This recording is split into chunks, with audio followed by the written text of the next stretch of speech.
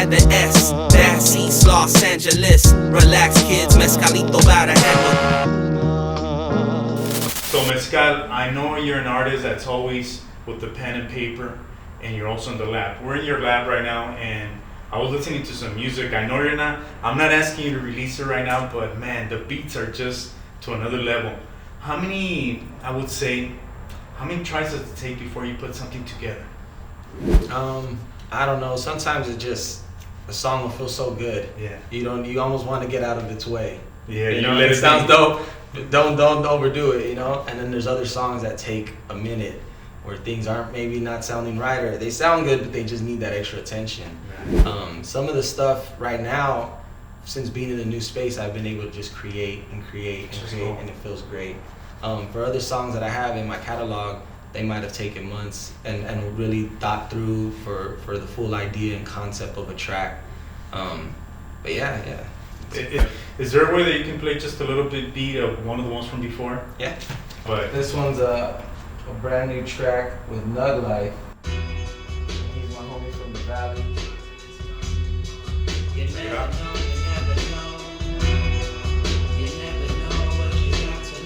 I made this maybe like a week ago. A week ago? It's already there. That's what it takes, guys. You guys gotta put yourselves into it.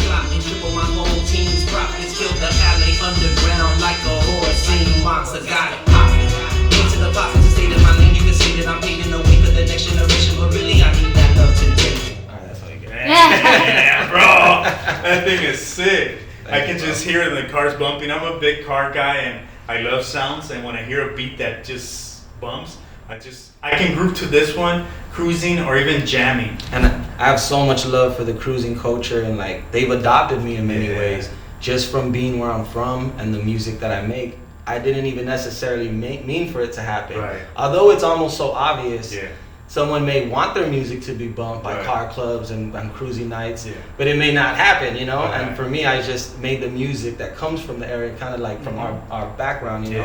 And they've kind of adopted me in, so you're one of LA's very own, bro. I'm so honored by that, and I see them cruise right here on Whittier Boulevard, and everything is reviving. I feel like this whole turmoil that we're experiencing as society and as humans now, it really has turned everything and really made us feel like the simple things are what matter. Like, for instance, cruising, chilling, having a carne asada, just chilling with your friends. Yeah, playing dominoes in the back. I've been playing dominoes with my uncle nonstop and just hearing his perspective on it, you know, the older perspective, a wiser look at it. And it's a blessing. I know any other scenario we would not have this time. No. Like, you know, everyone was just in this pace. That's why it's like people want to get back to it, but I'm like, man, I don't know if I want to get back to that. We have to have some like new hybrid form of it, and it's gonna be hard for some people to get back into that because it's like it has been nicer to spend time with family and, you know, with yourself. Pretty much, and that being with yourself has allowed you to create even more, right? You were telling me before we started that you've written a bunch of songs in the last couple of days. Is that like for you, like more like transformation of everything that's going on that has triggered that in you? I think sometimes what happens is like I won't write personally for a while, and it's not because I don't want to, it's just maybe I will not find the time or the inspiration, and then other times it just flows, you know. And I think the conditions right now, by being in a new space and kind of things that are happening in my personal life as well as business life, it's like it feels like my cup's full. I gotta just let it out, like let this shit out, you know? So talking about the business side, you think it's wise before you jump into something like this to really learn the business side instead of the glamour side?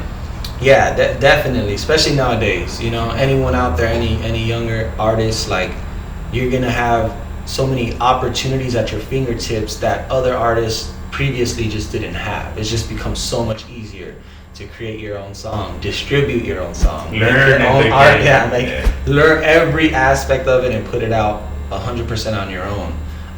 Learning all that stuff is going to give you a huge advantage and help your stuff just go that much further.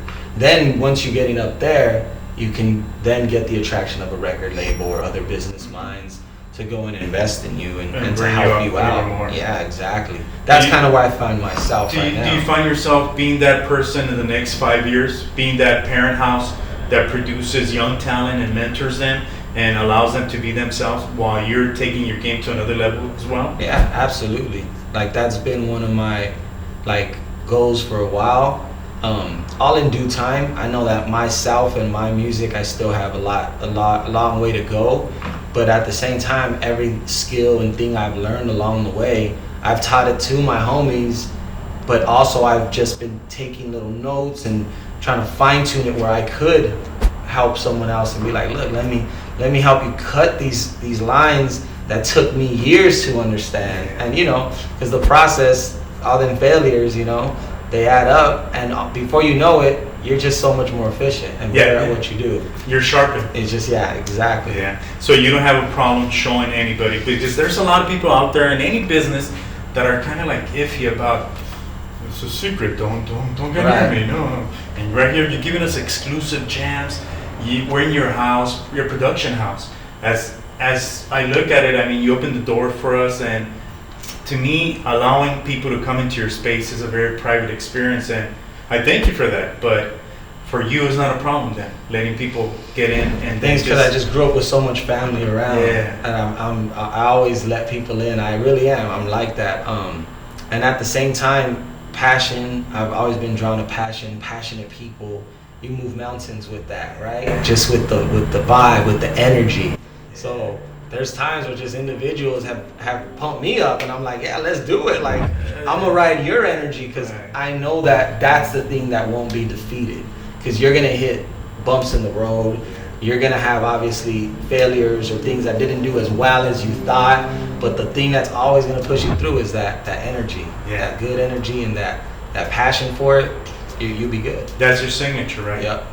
Well, Mescal, we have a lot of time, and I want to go to one of your shows when things start opening up. Mm-hmm. And in the meantime, we're going to showcase a little bit of past shows from Mescal, and we're going to showcase a little bit more of his music. But right now, he's putting together his lab. We're going to come back and check out everything once he has his thing, once he's in the booth. I really want to see him in the groove. But for now, you have listened to somebody that has gone through the game and is still going through it and growing with it. And I guess the message we could get out of this is that never give up. Go after what you want. Go after what you love, and go after it blindly. Regardless of what people say, go after it. Find the time. Don't make excuses, because the excuses are endless.